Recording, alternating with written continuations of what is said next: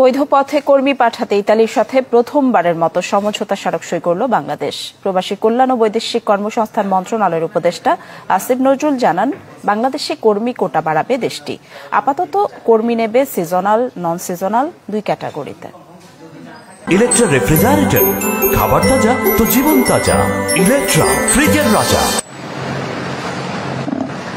প্রতি বছর এভাবেই ভূমধ্যসাগর পাড়ি দিতে গিয়ে প্রাণ হারান বহু বাংলাদেশি। আর যারা ভাগ্যগুণে ইতালি পৌঁছান, বছরের পর বছর তাদের পার করতে হয় মানবেতর জীবন। এই সংকট কাটাতে এবার উদ্যোগ নিয়েছে দুদেশ।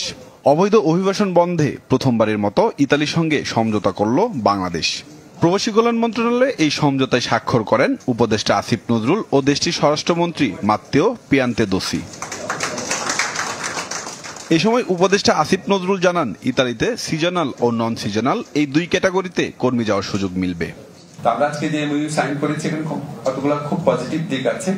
একটা হচ্ছে ওনারা আমাদের seasonal worker, non seasonal worker, বিধানাল ওয়ার্কারকে নেবেন। আমাদের যে কোটা আছে সেই কোটা বৃদ্ধি করার চেষ্টা করবেন। দেশটির ভিসা জটিলতা প্রসঙ্গে বলেন, প্রক্রিয়ার গতি বাড়াতে সরকারের পক্ষ থেকে আহ্বান জানানো হয়েছে। বর্তমানে যে কোটা আছে সেখান থেকে বাড়ানো হবে এবং ওনারা ওই এমওইউর মধ্যে আছে যে আমাদের কোটার বাইরেও আরও দেওয়া যায় নাকি সেটাও তারা দেখবে। কোন কোন খাত সেটা এখানে স্পেসিফাই করা নাই। ইতালির স্বরাষ্ট্রমন্ত্রী জানান, এই সমঝোতার মাধ্যমে দুদেশের বন্ধুত্ব আরো বৃদ্ধি পাবে। এর ফলে অবৈধ অভিবাসন কমবে। আশা করছি বাংলাদেশের সাথে আমাদের সম্পর্ক দৃঢ় হবে। সম্রাট হোসেন, চ্যানেল 24, ঢাকা।